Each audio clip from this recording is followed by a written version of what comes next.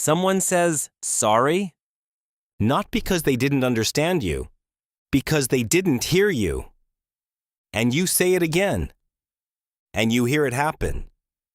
The second version comes out smaller than the first one, not louder, smaller. You didn't decide to do that. It just happened. The conversation moves on. The other person nods. They heard you this time. Everything continues. But something in you stays in that moment, not all of you.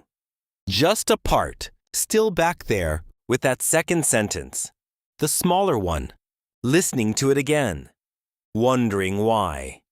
Being asked to repeat yourself made you quieter instead of louder, because that's not what's supposed to happen.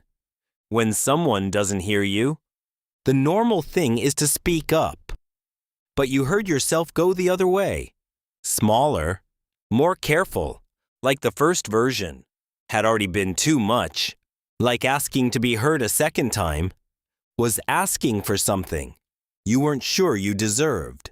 And while you were repeating that sentence, part of you was already looking at their face, trying to read it.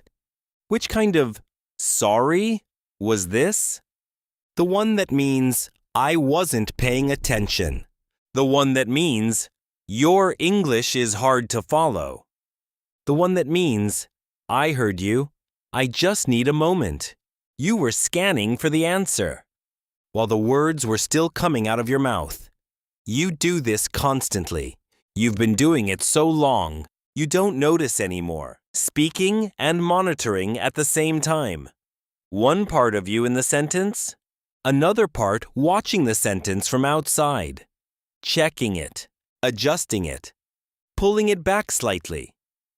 Before it fully arrives, you hear yourself go quieter at the end of sentences. Not all of them, but enough. Like the sentence starts with intention and ends with a question.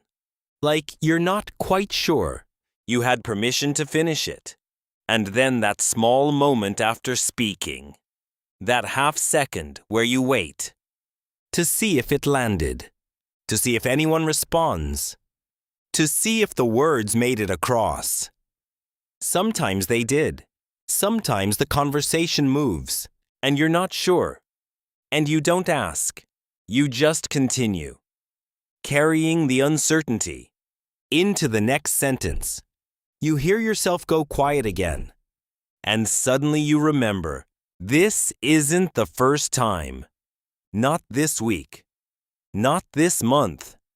This is something your voice has been doing for a long time now. You can't remember exactly when it started. Maybe in the first job where everything was in English. Maybe in the first class where you were the only one who spoke it differently. Maybe earlier than that. But somewhere along the way, your voice learned something. It learned to arrive a little softer, a little more prepared to be wrong, a little more ready to disappear, if no one was there to receive it.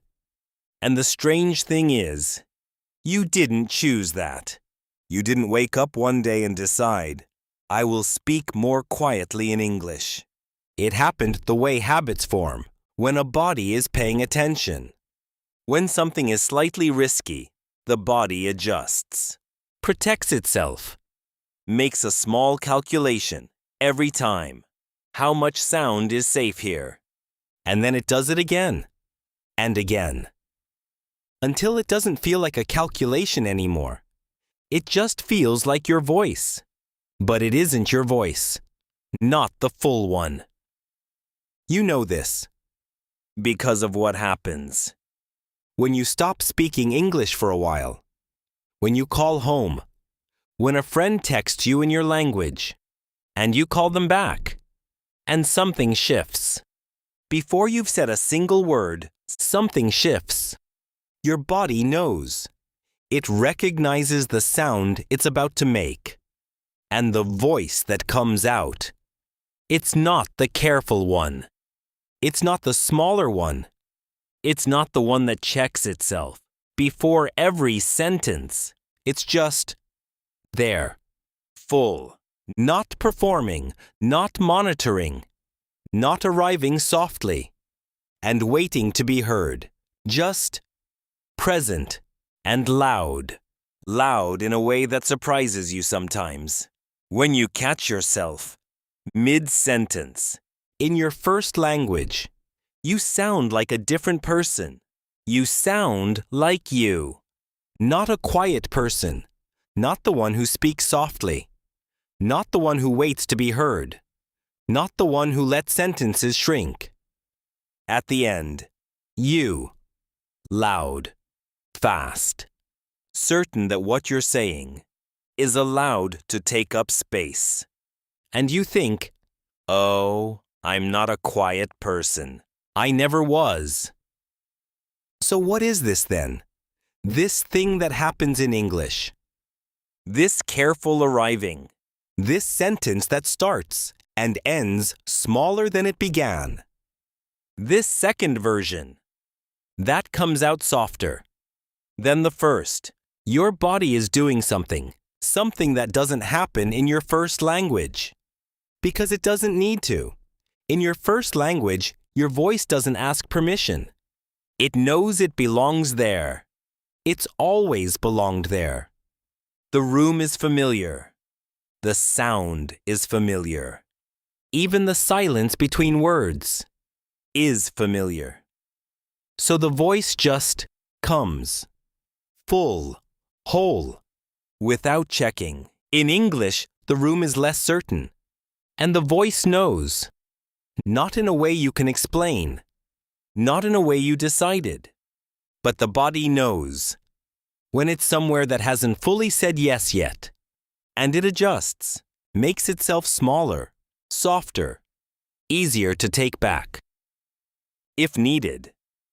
And here's the part. That took a long time to notice. Sometimes the voice shrinks. Before the sorry comes.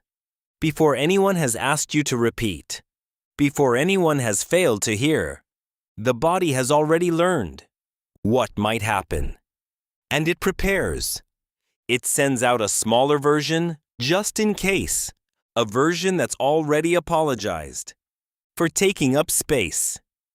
Before anyone has had a chance to respond, you say the sentence.